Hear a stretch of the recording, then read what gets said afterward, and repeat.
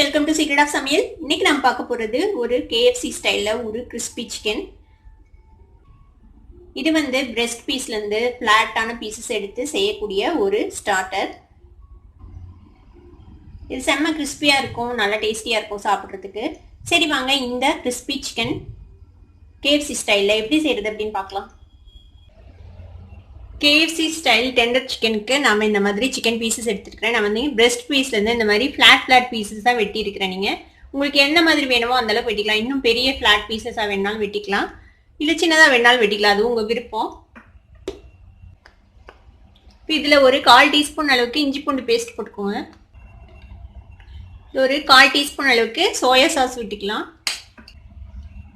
அதே 1/4 டீஸ்பூன் அளவுக்கு tomato sauce விட்டுருங்க. டொமேட்டோ சாஸ் விட்டுடலாம். அதில் சில்லி பவுடர் சேர்த்திக்கோங்க. ஒரு 1/4 டீஸ்பூன் அளவுக்கு சில்லி பவுடர். நான் சிக்கன் கம்மியாக தான் எடுத்துருக்கிறேன், ஒரு 200 கிராம் அளவு தான் எடுத்துருக்கிறேன். அதுக்கு தகுந்தளவுக்கு கம்மியாக போட்டுக்கிறேன். நீங்கள் நிறையா போடும்போது அதுக்கு தகுந்தளவுக்கு எக்ஸ்ட் பண்ணி போட்டுக்கோங்க. கொஞ்சமாக பெப்பர் பவுடர் போட்டுக்கலாம், ஒரு 1/4 டீஸ்பூன். இது வந்து ஆரிகேனோ வந்து கொஞ்சமாக போட்டுக்கலாம், ஒரு பிஞ்ச் அளவு போட்டுக்கலாம். உப்பு சேர்த்திக்கோங்க இதுக்கு தேவையான அளவு. இதில் ஒரு டீஸ்பூன் அளவுக்கு தயிர் ஆட் பண்ணுறேன். நீங்கள் தயிருக்கு பதிலாக பட்டர் மில்க் ஆட் பண்ணலாம். ஆக்சுவலாக பட்டர் மில்க் தான் ஆட் பண்ணுவாங்க. நான் திக்காக இருக்கட்டும்ங்கிறதுக்காக நான் தயிர் ஆட் பண்ணுறேன். இது கூடவே எக் பீட் பண்ணி வச்சுருக்கேன். இதில் ஒரு பாதி எக் போட்டுக்கலாம். இது ஒரு எக்கு, இதுலேருந்து ஒரு பாதி அளவு போட்டுக்கலாம்.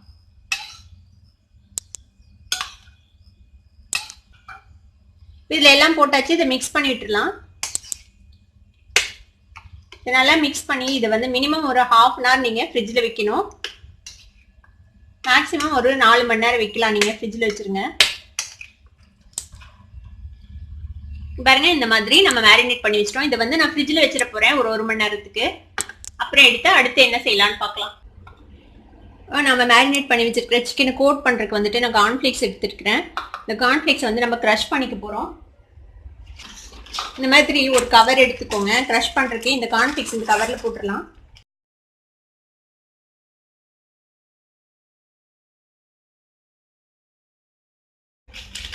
இப்போ இது மேலே இந்த மாதிரி ஒரு ரோலர் வச்சு நம்ம சப்பாத்தி ரோலர் பின் வச்சு ரோல் பண்ணிக்கலாம். ரோல் பண்ணால் இது வந்து உங்களுக்கு ஃப்ரெஷ் ஆகிடும். இது ரொம்ப பவுடர் பண்ணக்கூடாது. இந்த மாதிரி லைட்டாக க்ரஷ் பண்ணிக்கோங்க. கொஞ்சம் பீஸாக இருக்கணும், அப்போ தான் நல்லாயிருக்கும். உங்களுக்கு நல்ல கிறிஸ்பி டெக்ஸ்சர் கிடைக்கும் சிக்கன் மேலே.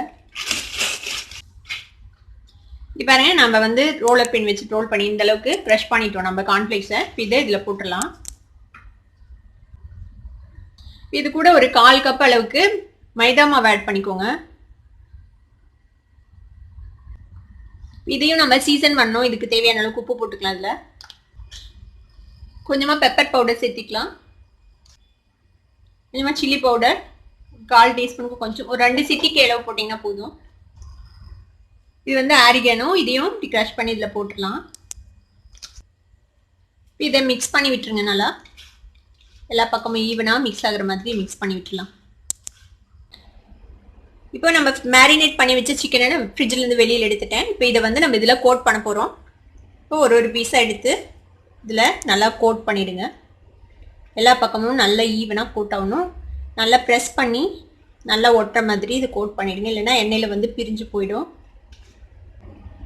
இப்போ பாருங்க, இந்த மாதிரி கோட் பண்ணிடலாம். நம்ம எல்லா சிக்கனையும் நம்ம எல்லா சிக்கன் பீசஸையும் அந்த கார்ன்ஃப்ளேக்ஸ் மைதா கலவையில் நம்ம வந்து நல்லா அப்படி பெரட்டி வச்சிட்டோம். இந்த மாதிரி நல்லா பெரட்டி ரெடி பண்ணி வச்சுக்கோங்க.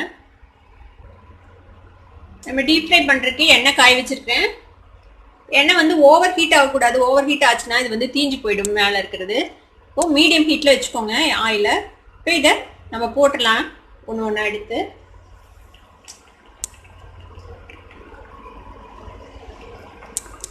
இது வந்து போட்ட உடனே டிஸ்டர்ப் பண்ணாதீங்க. கொஞ்சம் நேரம் ஃப்ரை ஆகட்டும், அப்புறமேட்டு நம்ம டர்ன் பண்ணலாம் அடுத்த சைடு. இது நல்லா கோல்டன் கலர் அண்ட் கிறிஸ்பாக ஃப்ரை ஆக வரைக்கும் இது ஃப்ரை பண்ணி எடுத்தோம்னா நம்மளோட KFC style crispy chicken ready ஆகிடும். இப்போ லைட்டாக டர்ன் பண்ணி விடுங்க அடுத்த சைடு.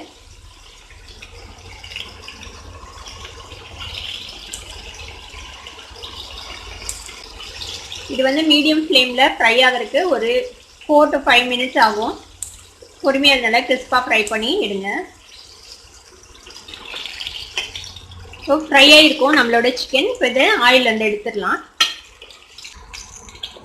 எண்ணெய் வந்து நல்லா ட்ரெயின் பண்ணிட்டு அதுக்கப்புறம் எடுத்து ஒரு டிஷ்யூ பேப்பரில் வச்சுடுங்க. இந்த மாதிரி ஒரு டிஷ்யூ பேப்பரில் வச்சிடலாம். இங்கே பாருங்க நம்மளோட KFC ஸ்டைல் சிக்கன் வந்து ரெடி ஆயிடுச்சு. இப்போ இதே மாதிரி மீதி இருக்கிற பீஸையும் நம்ம பொரிச்சு எடுத்துடலாம். நம்மளோட KFC ஸ்டைல் கிறிஸ்பி சிக்கன் இப்போ ரெடி ஆயிடுச்சு. இதை வந்துட்டு நீங்கள் மயோனேஸ் அப்புறம் டொமேட்டோ சாஸ் இதோட பரிமாறுங்க. ரொம்பவே சூப்பராக இருக்கும். குழந்தைங்களாம் விரும்பி சாப்பிடுவாங்க. குழந்தைங்க மட்டும் இல்லை, நம்ம எல்லாத்துக்குமே ஃபேவரட் KFCயோட சிக்கன். இது வந்து நம்ம வீட்லயே செஞ்சு சாப்பிடலாம். கண்டிப்பாக இது வீட்டில் ட்ரை பண்ணி பார்த்துட்டு எப்படி இருந்தது அப்படின்னு எனக்கு கமெண்ட்ஸை ஃபீட்பேக் கொடுங்க. இந்த வீடியோ உங்களுக்கு பிடிச்சிருந்தா சப்ஸ்கிரைப் பண்ணுங்க, பக்கத்தில் இருக்கிற பெல் ஐக்கானை கிளிக் பண்ணுங்க. அப்போ தான் என்னோட நோட்டிஃபிகேஷன்ஸ் உடனே உங்களுக்கு வந்து சேரும். லைக் பண்ணுங்க, ஷேர் பண்ணுங்க. தேங்க்யூ ஃபார் வாட்சிங் this video viewers. Bye bye.